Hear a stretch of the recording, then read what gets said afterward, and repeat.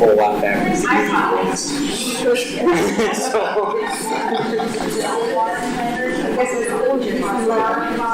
can be. We didn't.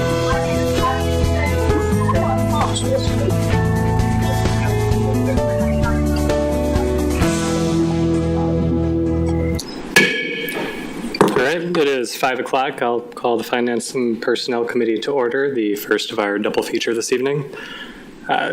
We'll begin with the roll. Alder Feldy. Here. Alder LaFay. Here. Alder Decker. Here. Alder Perella. Here. Mitchell is here. We have a full 5. Will you all please join me in the pledge? Pledge allegiance. To the flag of the United States of America and to the republic for which it stands, one nation, under God, indivisible, with liberty and justice for all.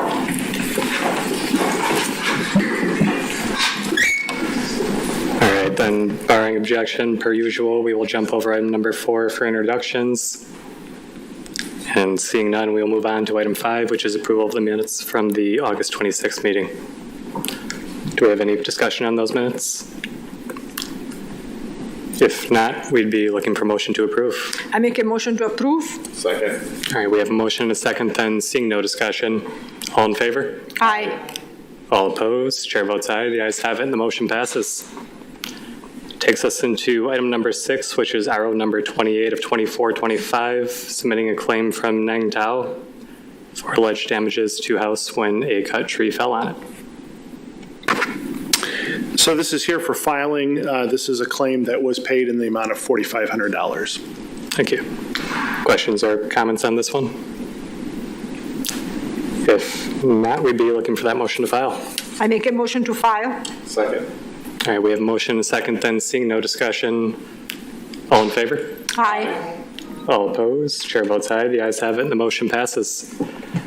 Takes us into item 7, which is resolution number 64 of 2425, a resolution authorizing the purchase of the parcel number listed on the agenda adjacent to Pennsylvania Avenue from PBRK LLP for future use by the city.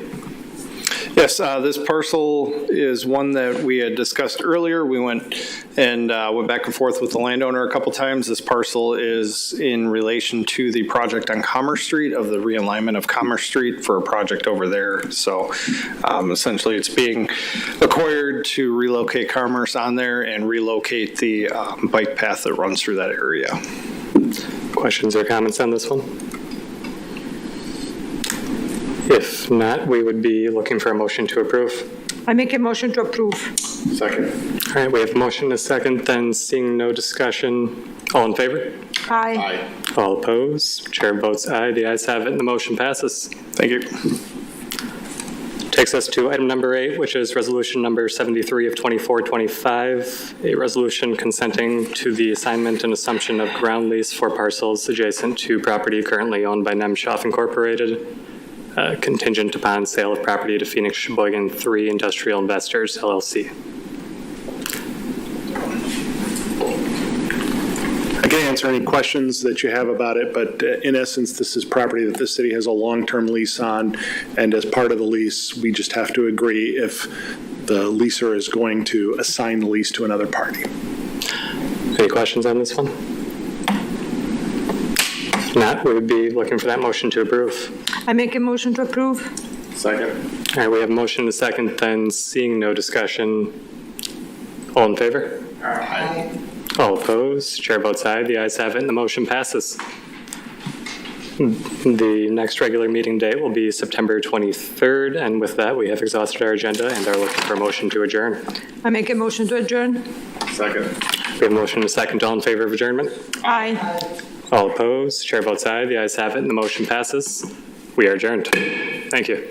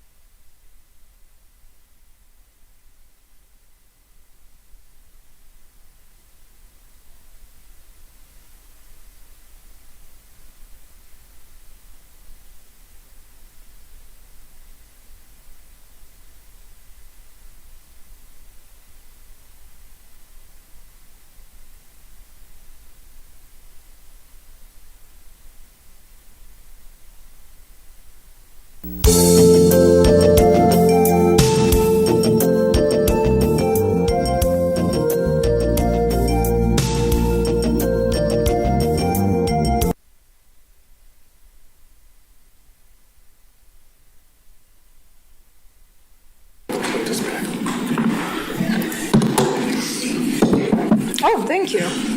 Who am I? No, good.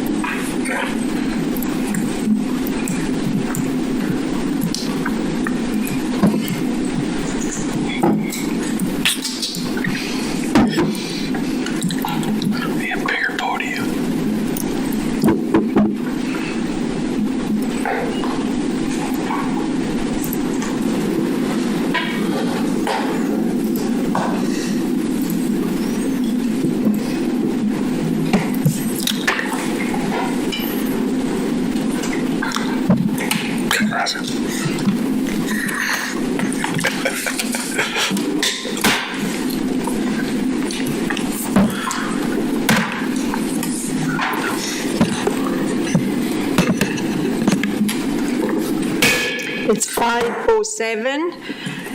We open the Committee of the Whole meeting. City Clerk, would you please run the roll call? Alderperson Bellinger. Here. Alderperson Decker. Here. Alderperson Feldy. Here. Alderperson Heidemann. Here. Alderperson LaFave. Here. Alderperson Mitchell. Here. Alderperson Perella. Here. Alderperson Peterson. Here. Alderperson Ramey. Here. Alderperson Rust. Present. There are 10 present.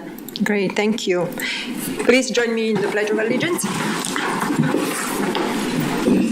I pledge allegiance To the flag of the United States of America and to the republic for which it stands, one nation, under God, indivisible, with liberty and justice for all.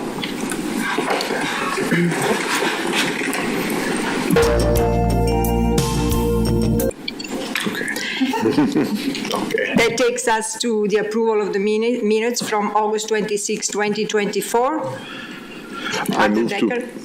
I move to approve the minutes from August 26, 2024. Second. That is approved, thank you. Do we have any public comment? Oh, sorry, yes. All in favor? Aye. Any contrary? No, thank you. It's passed. Any public comment today? All right, so that takes us to item number 5, which is the 2025 budget presentation by City Administrator Casey Bradley. Thank you. It's all yours, the floor. All right.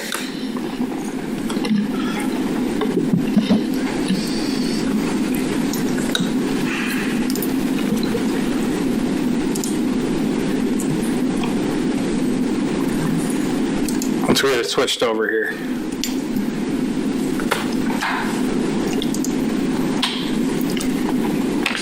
There we go. All right, well, good evening, everyone. What we have for you tonight is kind of the first draft of the 2025 budget. I know we didn't get everything out to you yet. I believe Caitlin is going to be emailing the presentation we're going through out as we speak. And then tomorrow, the full line item budget will be available. We'll email the link out to everyone. I think this is one of the earliest we've ever been able to get the budget to the council. So the intent tonight is just to kind of go over a high overview of what's in the budget. The budget is balanced at this point. It is in draft form. You will see we do have a number of things we're still waiting for from the state before we can actually start solidifying numbers for the budget. We do have estimates in there. So there are things out of our control that may still change what ultimately ends up in the budget. But as of right now, it is balanced. And then we have reviewed it with our department heads and obviously with the goals and on the schedule that was approved by council. So with that, we'll go into the budget process to date. We've had department heads have received the parameters. We discussed those with council earlier. We entered our known contract price increases, increased IT fund service charge by 2%. We've increased the motor vehicle fund by 2.5%.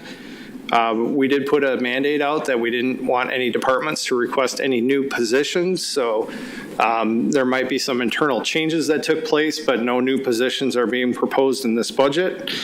A request for new purchases or contractors to be listed separate, so we went through that. I'd say for the most part, nearly all of new requests were denied. Just giving our net new growth was very small, so we didn't have a lot of additional revenue. And as you'll see, a lot of that was ate up through mandated expenses already. So we're looking at analyzing our fees and our revenues, and then capital asset listing review. We are still currently working on transitioning to a new process. However, as we've worked through that, there's a lot more information that needs to be gained. So we're looking at a facilities review overall to address every facility, because if we come forward with a formal plan, we want to make sure that we're addressing all the city's assets, not just a select few of them. So we're working through that. We anticipate that will be done for the 2026 budget. Preliminary budget requests were submitted by your departments by August 14th. We've had meetings between department heads and the budget team to review. Budget team has made updated and balanced the draft budget that is before you tonight. And then we've discussed it at our team meeting this morning. So earlier this morning, we went through it with all of our department heads, and that's, so we're trying to get it out as quickly as possible. So this was just finalized here this morning. Again, the draft general fund budget currently balanced based on known figures. Outstanding items that we're still waiting for, the Wisconsin Department of Transportation aid. We don't know that final number yet. We do have estimates in there. State shared revenue, including utility, expenditure restraint, et cetera. Manufacturing values from the Department of Revenue. And then obviously, once board review is done, we should have final values as of October 1st, 2024. So we've got a little while before we can finalize these numbers, but we do have estimates in for all of them. Additional review dates will occur until all figures are received. Notable changes that we've made in the 2024 budget. The 2024 budget had the marina listed as its own entity, and then the river was listed at the river operations. So the piers and things that we had down there were listed as separate operations. We're proposing that we make a combination and combine those because they are managed together. So ultimately, the marina staff manages that. So we're going to look at combining those into the same department, and then hopefully trying to balance them and make them more sustainable. One really big change will be movement of the sanitation expenses into the recycling fund and forming the refuse fund. We'll talk more about that specifically in a little bit. And then separation of the facilities and grounds department out of the Department of Public Works and making its own standalone department. Again, we'll talk through that in a little bit. And then removal of forestry expenses from the park budget, and then forestry becomes its own outside of parks. And then a transfer of the stormwater fund balance into the general fund. So it's been a number of years since the city has charged a stormwater fee, but the funds are still sitting in that fund earmarked for stormwater. So we're just proposing that we eliminate that fund and transfer the balance out into the general fund, which ultimately would be for, or into the department with DPW for future projects. So the proposal on the refuse fund, we're looking at the costs that have been incurred, and the fees that are collected, you can see there, are significantly lower than the expenditures that are incurred within that fund. So our proposal is to combine that. You'll see that tax levy support that we've put into that fund has averaged right around that $750,000 to $800,000 per year. The city implemented a fee long time ago, and it's been over 10 years since we actually seen a fee increase. So what our proposal is not to jump it up to make it sustainable, but ultimately work towards the goal of making this fund sustainable. So what we've proposed is looking at a $1 per month fee increase each year for the next 5 years. So ultimately a $12 increase over the year to help build towards that point of making the garbage and recycling fund sustainable and not reliant on levy funds to operate. Any questions on that? All right. Facilities and Grounds Department. Ultimately, this recommendation is coming from my meetings with department heads. It seemed like one point of, I'd say, contention between Department of Public Works and each of your individual departments. Having access to the facilities department seemed like it was definitely a point of contention throughout my meetings with departments. So I know it's been proposed a number of different times over the years. So this year we're going to look at actually doing it. Ultimately moving Mike Wilmus, who's the current superintendent of the facilities department, out from under DPW and taking his individual staff that he has that currently works for him, and there will be the facilities department ultimately creating a new department head position, which he's a superintendent now, but the staff would be free then to focus on strictly facilities and facility needs.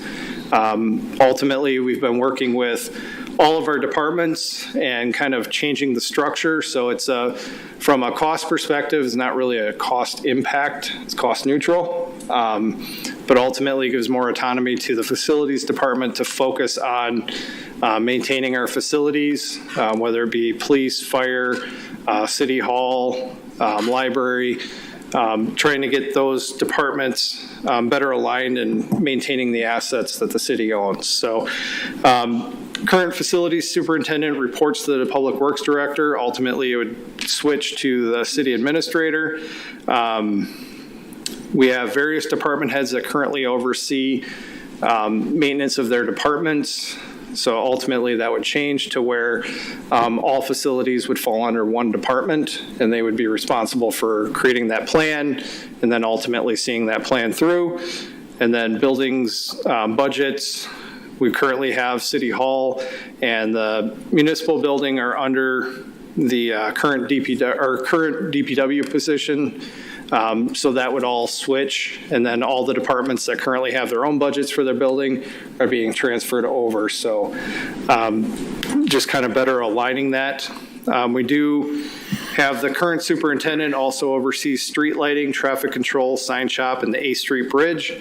Our proposal would be to move the street lighting into the streets department, and we would have one staff that is an electrician that currently works on the street lighting. They would stay in the street department, and they would be really no change in their job. They would just report to the street superintendent rather than to the facility superintendent. Traffic control and sign shop would also switch over to the street department. The bridge operator and ultimately the marina would be moved under the facilities. So from the 8th Street Bridge perspective, we've talked with Mike, and he's pretty comfortable that ultimately it's a maintenance issue. And from the side of electrical, our electrician that would be going into the facilities predominantly handles the issues that take place at the 8th Street Bridge, so keeping that person aligned with that workload. He was comfortable with that. So again, our goals are consistent review, maintenance, upkeep of facilities, allow various departments to focus on their specialty rather than the building maintenance. So any questions on that? Dean? Real quick, with the electrician that is moving in to the will he also though back up the streets for like when street lights and that, like when he's on vacation and things like that, or how is that going to be handled? Yeah, they would look at, because you would have one that would stay in streets that for street lighting, but back up one another as needed, yes. Okay, that's good. And we're looking at kind of a hybrid option right now with the library. We moved a portion so their supplies and operating costs will be under the facilities if approved. And then the staff for the first year would remain under the library budget, but ultimately move back into the facilities department if the library board's comfortable. And then we look at more of a fully streamlined. I think that's the only department we're doing that with, just because libraries separate, the board manages their staff separately. So they just want to make sure that they're comfortable with the overall operation before they make that move. Very similar to how we handled the finance change earlier this year as well. So kind of testing it out, make sure they're comfortable with it, but then if they're ultimately comfortable with it, then we'll move the staff and the budget with that. Any other questions? Yeah, I was just curious whether the facilities and maintenance is typically a separate department. What is the common practice? Is that typically a separate department, or there is all kind of variations on that? That's different with every entity, and every community has it different. We're not abnormal. You'll see a lot of communities, once you hit a certain size, then you typically will see facilities as more of a standalone department. And we're definitely at that point that we need to look at that. We have a lot of facilities, and kind of as I alluded to, what's delaying the capital planning is understanding where all of our facilities are at. I remember off the top of my head, it was like 300 and some structures. It was well over 300 structures that we should be managing, but we don't have necessarily plans at understanding where the life of roofs are, siding, HVAC. So we're going through an assessment on all properties, whether they're park, library, city.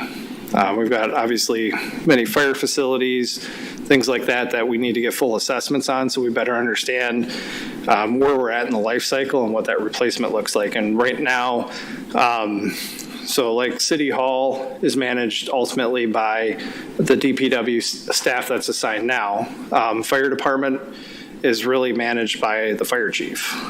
So they're, on top of doing their regular job, they're managing that. Police department is managed by the police department. They actually contract for maintenance and cleaning and aren't ultimately using our staff internally. So we'd look at combining that, and potentially as we work through this, we may change that funding over to being more of an on-staff person, because there's enough there to support that, but we haven't proposed that in the budget at this point.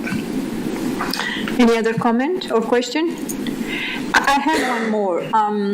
So that makes sense to me, because that means that at least we will use our internal expertise for the whole CD operation from the facility and maintenance perspective, which makes sense. Do you see that as you said it is cost neutral, right? There would be no additional personnel. Correct. At least at this point. Is that something that you forecast to be different for next year or so? I mean, that is something that you see as cost neutral as this year, as a transitional step? Yes. So for 2025, we don't see any cost changes. There could be changes that are made to where certain things that are contracted out, like cleaning and maintenance at the police department.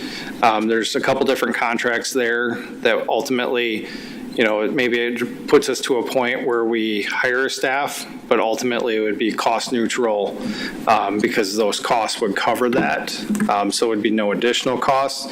I think what we're going to see more as we get into the facilities analysis is understanding what's not being done at all of the facilities, because clearly, with it so fragmented, not every department has the ability to maintain their facilities or do the periodic or preventative maintenance that needs to be done. So understanding that and getting the department staffed up correctly, I think will take some time to understand what needs to be done, but ultimately that's what we're working towards, and that's why we're trying to put it all under one umbrella and then ultimately have one plan for all facilities. Thank you. Anyone else? All right. All right, and then salaries. So for 2025, we've got in the budget, we based our estimate of 2.6 for non-represented staff. That is based on the Social Security Cost of Living Index. We're using the projection that for 2025, the projection is that it'll be a 2.6% increase. Obviously, that can change between now and the end of the year, but that seems to be the general consensus. The police union, we have 3.5 put in there. That is based on their union contract. Transit, same, 3% based on their union contract. And based on our last offer to the fire department in our union contract negotiations with them, which ultimately entered into mediation, we have a placeholder built in there for that as well. And then we have the Wisconsin retirement system pension increases that are state required, our health insurance premium, and I don't know if Kelly's here. Kelly's here. So a huge thank you from all of the staff to Kelly. This was actually over 18% when we started. Kelly and her staff did a lot of work to get the plan design changed to minimize the impact on our staff and the family members that they have enrolled in health insurance, and was able to get that down to a 6% increase. So a lot of work went into that, but Kelly and her staff did a lot with that. So we're very appreciative. And then dental insurance premiums increased 5.7%. So you can kind of see the overall cost impact of that over the 24 budget to the draft 2025 budget. Any questions on that? Yes. Placeholder for the fire department is just the current Status quo, right? There's no increase projected for that until We have an increase based in there based on what we've offered. So there could be higher or lower based on what ultimately happens in negotiation. okay. So we don't want to put zero in because we know something's going to ultimately be settled. So we try to project what that may be. Thank you. Yes. Do you have a question? Okay. I thought I saw a hand. Administrator Bradley, well, can you please, although indirectly related to this, tell us if there have been any changes in the job description as we had thought for the library? And if that is not, if we don't want to address that at this point, that's fine, but it's just associated with the subject. Yep, so ultimately, library staff are employees of the library board. So the library board, about 2 months ago, roughly, they did adopt some changes. I know there was some discussion prior to my arrival, and we briefly had a couple conversations at council in regards to the pages salary and how they were placed in the salary schedule. So there was changes at the end of last year, I believe it was. The state paid for this, and the library system as a whole paid for a study to come up with universal job descriptions for all library staff. And essentially, I believe our current pages based on those job descriptions qualified as clerks. So the library board about 2 months ago, adopted that. So those folks were actually bumped up. Not sure how many pay grades? 2? 4 pay grades? So they went from the bottom, so grade 1 to grade 4 in our pay system, so ultimately a 3-grade increase, which makes kind of the concern that was raised before really a non-issue. I believe we do still have pages now, and they truly fall into the page category as defined by the state, so they would be in that grade 1, but they're doing different work. Thank you. Yes. Any other questions? So one of the things we're working on, and it will ultimately be in the fiscal policies that will be coming forward in October. Yes. So we've been working on them for a while. But one of the things we wanted to look at for increased transparency for our non-represented staff is benchmarking a certain index so staff understood where we're making projections on COLA estimates on what we bring forward as recommendations to council to ultimately consider. And we're looking at tying that benchmark to the Social Security Cost of Living Index. So that is a number that is put out each year by Social Security, and that's ultimately the COLA that they pass along to Social Security recipients. So it has a long history. It has a congressionally approved formula on what they use to project that. So our goal in budgeting, if so adopted, would be that we would look at about a 5-year average to make sure that we're staying within that. So we'd be as close as possible. Obviously, our budgets have to be approved in November, and we're in September working on it. Obviously, they don't finalize theirs till December, so we would look at, what those estimates are, and then in subsequent years we would address any changes or deviations from what we implemented, and try to, over a 5-year period, meet that average, so that when we're doing our future salary studies to see where we're at with the market, to make sure that we're at least trying to be as competitive as possible in the market. You'll see here kind of what we've done is in the first column. Since 2020 through 2024, you'll see what the Social Security Cost of Living Index did. We did have a large jump in 2022 when the compensation plan was done, but you'll see our increases averaged about 10.5%, and you'll see that the SSI index went up about 20.7. That's obviously historic jump. So that time period's the oddity. If you go back, you can go back to the 60s and 70s. If you look online at the historic index of this, and it's generally pretty much in line or a year or two lag behind inflation. So it's a good index, and it helps in our transparency to our staff so that they understand what we're using as a metric to make these recommendations to council ultimately. Any questions on that? So the policy change will be to reflect increases based on the Social Security increase? As much as possible. Now, if they're not financially possible with the restraints that our budget have, then we would look at trying to obtain them over a 5-year period. So if we had a 5-year average, we would look that we might be off a year or two, but we're slowly working up. So you might see on here where SSI is at like 1.3, maybe that's a situation where we do like a 3 and a 3 or something to catch back up.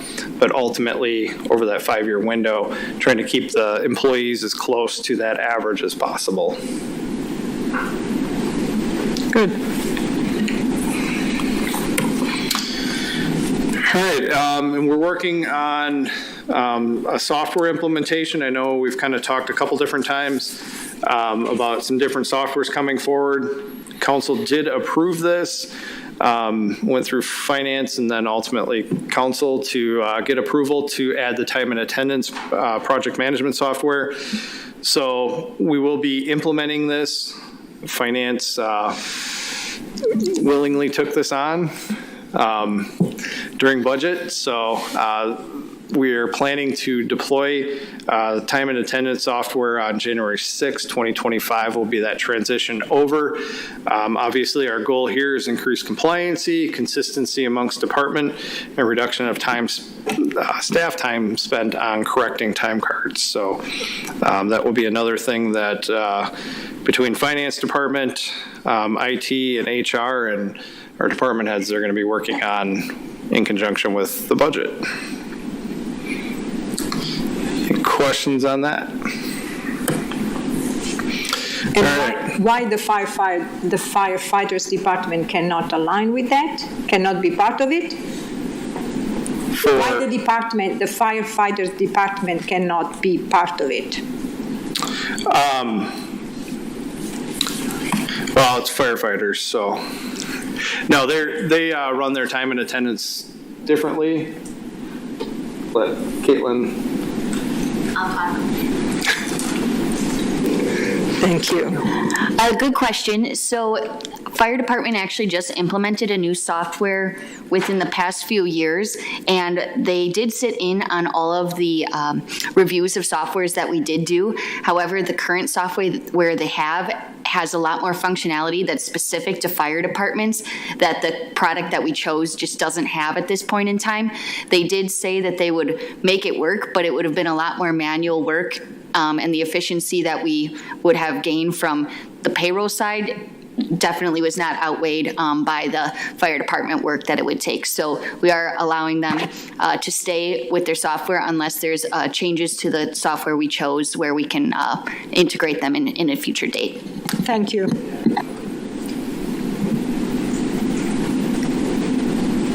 All right. So on to the budget itself. So overall, the general fund, what we're projecting now is a 0.092% increase. That number is going to go up some over the course of the next few months. A lot of that will be related to internal transfers, so not actually an increase of new expenditures, but just transferring different things that'll be related to finalization of some of the state numbers. So just moving it from this fund into another fund. Federal grants, we're seeing about an increase of 4.96%. Let's see, slight decrease in our MEG. Tourism was one that went up significantly. Tourism, basically, we're adjusting the numbers to what we've seen. It's kind of lagged about 2 years behind in updating our budget figures based on what we've actually been collecting. So this is just bringing us back current. Mead Library is about a 2.86% increase. That is a little bit lower than some of the changes that have taken place, but ultimately we've got a lot of the expenses have moved out into that new fund. So just kind of a shift of some of those expenditures. Affordable housing, that went down slightly. Redevelopment Authority, we did have some increase there. Debt, about a 10% increase overall. Capital, about a 16% increase. Tax districts, or tax increment districts, about 67% increase. And wastewater, about a 57.24%. So that's just budgets overall, or funds overall. And then our refuse fund, that's probably the biggest change that you're going to see, and that's ultimately removing sanitation out of the general fund and putting it into the refuse fund. So now you have garbage and recycling in the same fund, and then ultimately matching the fees back and the cost back for that service. And then hopefully, if adopted by council, we would look at over the next 5, maybe 6 years of getting those fees up to where they're actually covering the expenditures for that services. Marina, and then ultimately the river, by consolidating that fund, we do have a decrease of about 37% in that fund. Parking, about a 7.6% increase.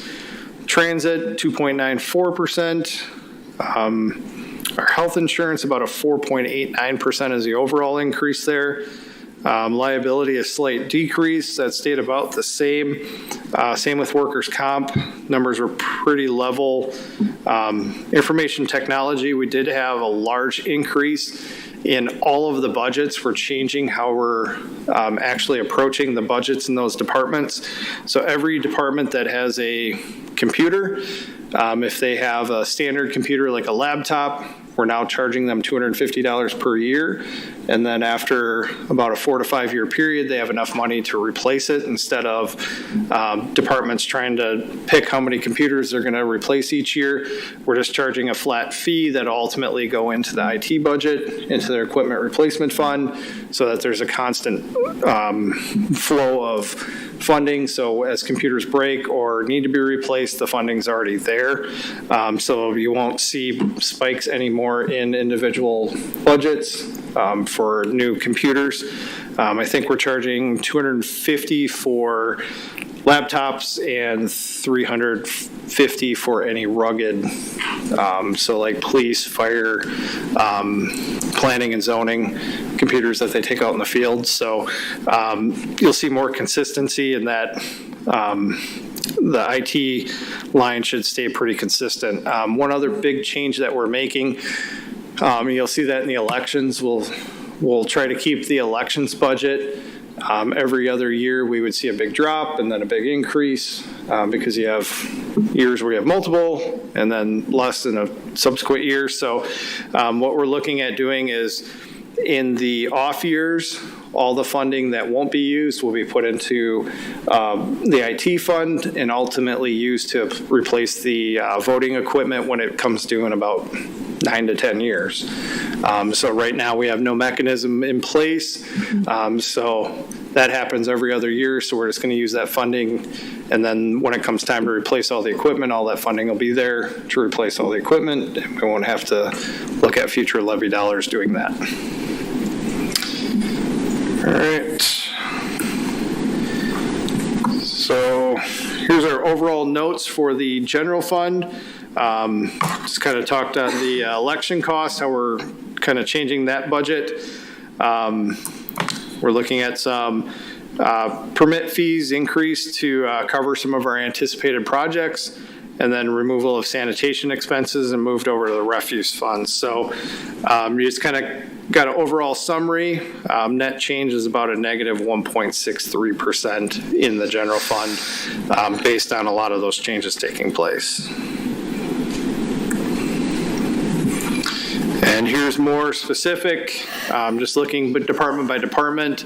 We're not going to go through line item by line item. We'll send that out and let everybody have an opportunity. Overall, most year changes or most year increases are going to be related to the salaries that we covered earlier. For the most part, nearly every department was pretty level. Human resources, you'll see that big increase there. Ultimately, a lot of that is just related to they were charging off a portion of staff time into a fund that didn't qualify for it. So we just fixed that and brought it back into the general fund. So it's not an increase of expenditures, it's charging them the right way. So any questions on any of our budget items here? Sir. There'll be building inspections, and you can explain why that's up. That's up pretty significantly too. Yep, I'll let Caitlin. The biggest reason for that is because one of our building inspectors was charged primarily to wastewater and the amount, or no, clean water, excuse me. And because they really aren't doing that many inspections anymore for clean water, that had to come back to the inspection department. Thank you.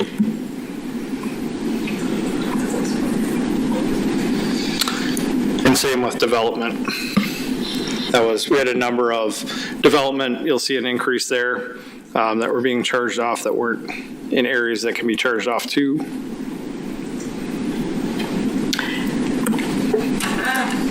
Can you please go back to page 9 a moment? Thank you.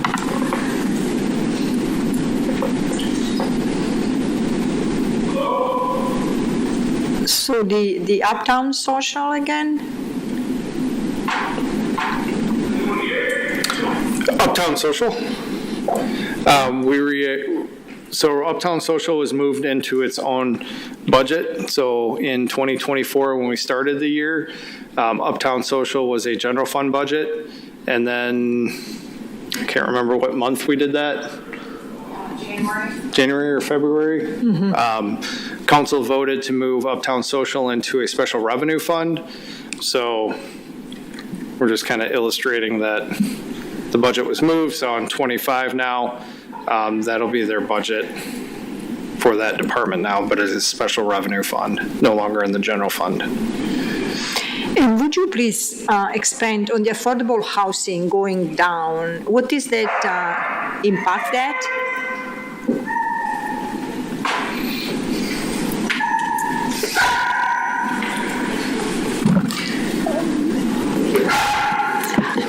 Yes, the reason the affordable housing is going down is there is a program currently, but it's quite out of date on the loans or grants that come from there.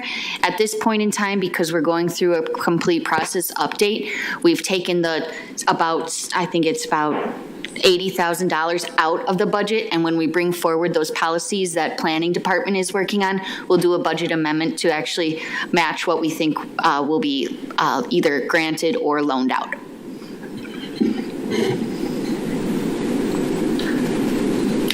Is that the loan program that we are going to discuss? I'm talking to, yes, Diane, please.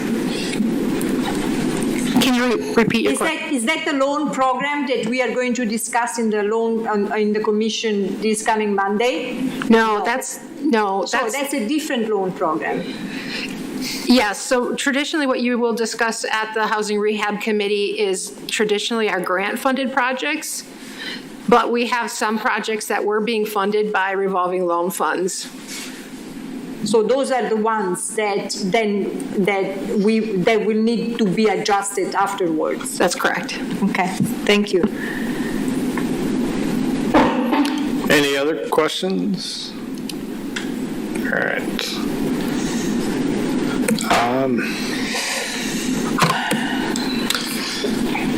So then we'll have page 13 there. We have the police department's up about 2.35, fire department 4.55. So it's pretty consistent, but you'll see some pretty significant changes. Obviously sanitation, as we talked, you'll see that 100% decrease. Stormwater, that fund balance will be transferring over, and then street lighting, that's removing some of that staff. So you see about a 13.35% decrease. So that's part of the electrical staff that was charged there will now be charged into the facilities department. City buildings, that budget obviously is a substantial increase.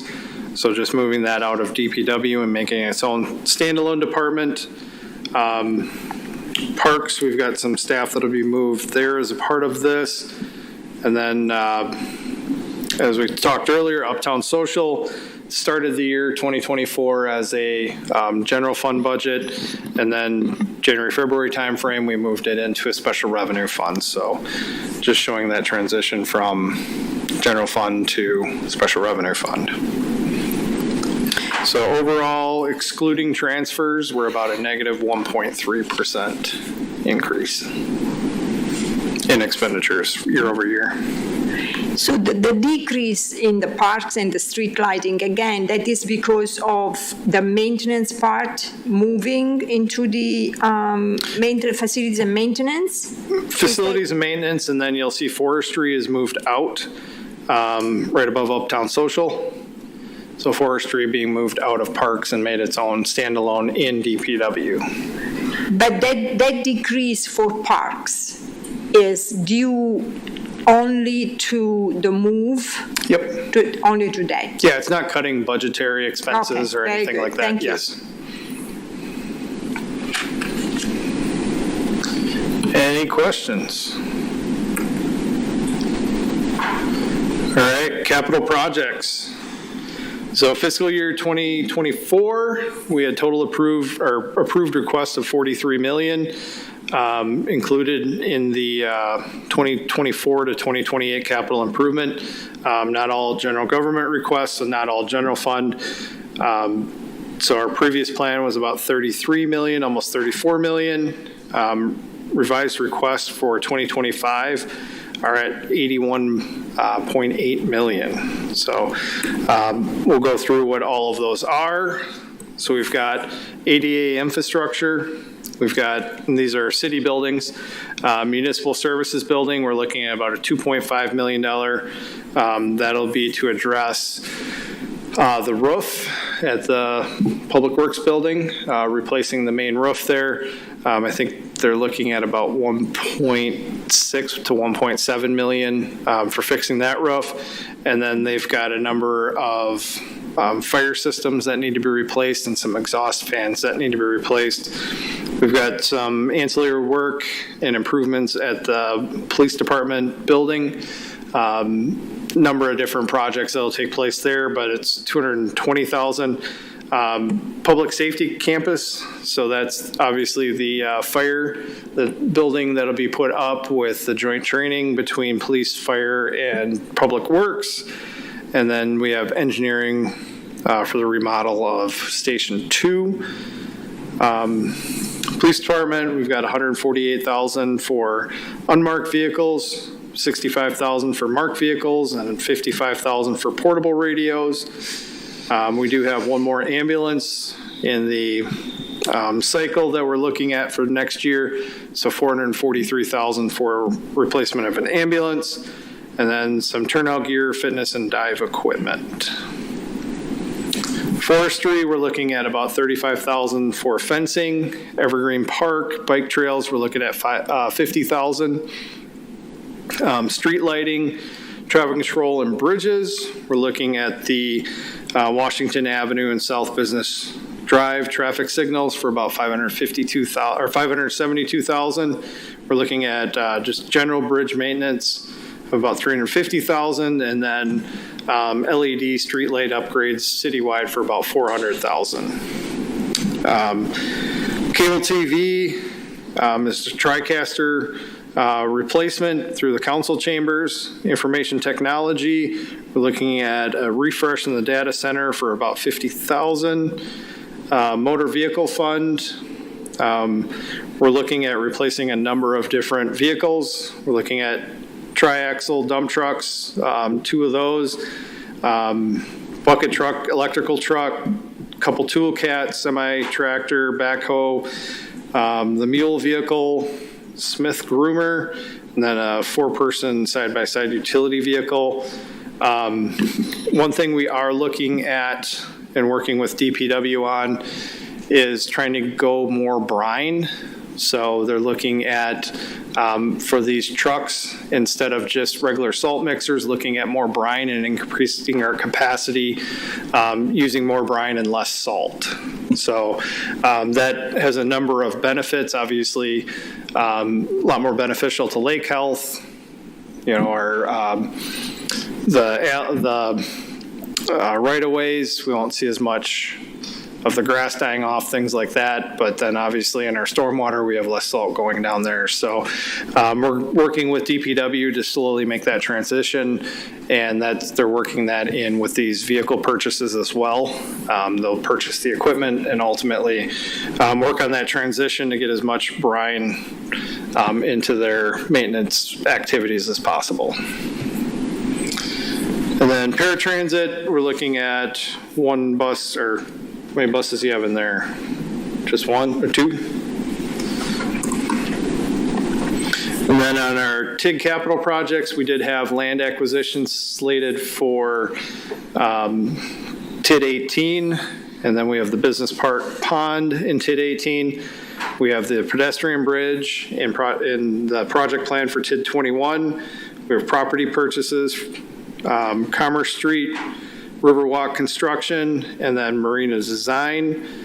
And then in TID 22, we're looking at the Taylor and Wilgus Avenue upgrades. In TID 23, we're looking at public infrastructure for the Gartman Farm. and then South Taylor Drive extension through the Aurora property area. All of those are in the TID project plans that are published on the website. 2025 street projects, so we're looking, these would be the projects that we'd be bidding out. So we're looking at North 25th Street, Kohler Memorial Drive to North Avenue, South 18th Street, Meade Avenue to Washington Avenue, Washington Avenue repairs, South Taylor Drive to South Business Drive, and then we'd be looking at North Avenue intersection design, pavement and stormwater infrastructure repairs, various places throughout the city. Sidewalk replacement, I know we did have a request to increase what we're doing on sidewalks. So we have our traditional $200,000 that we allocate to essentially our sidewalk program. In our street improvement projects, we have a total of $290,000 additional dollars that are allocated. So in total, you've got $490,000 budgeted for sidewalk replacements or new sidewalk that would be a part of just our general maintenance. That does not include any of the new projects that would take place that would either put new sidewalk in or replace existing sidewalk as infill development takes place. And stormwater management, we have $250,000 set aside for that. Just a brief question, and it's a real question. It's not a rhetorical question. So is it fair to say that we basically are not going to increase the budget for sidewalks because the improvements on the improvements of the sidewalks in conjunction with street improvement would have been done anyway when the street improvement happens, or with the plan of street improvements? In other words, yes, that's good. We are going to have street improvements, and in conjunction with that, there will be sidewalk work as well, which we would have done anyway. So in other words, we do not increase, compared to last year, our sidewalk program budget. I just want to clarify, that is the case. It's not, we are not investing more money in sidewalks. I mean, we invest with the street improvements because we would do that anyway, but we are not going to increase sidewalk budget in, for example, other areas of the city that very badly need sidewalk improvement. It's how you look at it. I mean, ultimately, you're getting more sidewalk work done as a part of street projects because you're not paying mobilization and things like that. So focusing more on sidewalk program by itself is not going to yield a better cost, and you're not going to get additional square footage done better than when we bid it out as a part of street projects. So the other side of that is, what do we reduce to increase? Because we only have a limited amount of funds, and that's, ultimately trying to balance that, understanding that, yes, some of these projects, we're kind of looking at some of these projects that we're bidding out.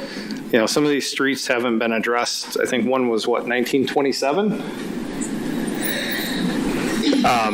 So that was, a lot of these streets haven't been touched in a long time, or some of them are from the 60s and 70s. So yes, they all are in great need of sidewalks, and it's how do we prioritize that funding. I know this funding was increased by $100,000 a couple of years ago, and what we're trying to do is balance how are we still getting our projects done and making sure that we're updating the infrastructure as we go through and update all of the infrastructure at once, as opposed to breaking out and doing the infrastructure separately, because ultimately we're going to see a lower return on our money. So our cost per square foot, if we're just doing sidewalks by themselves, is going to be more expensive than if we do it in conjunction with a project where they already have the equipment there and the resources available to do them. Yeah, I appreciate the clarification. That's what I thought as well, and I understand. I mean, I understand what you're saying, of course, completely. It's just that way, the existence of a program or a specific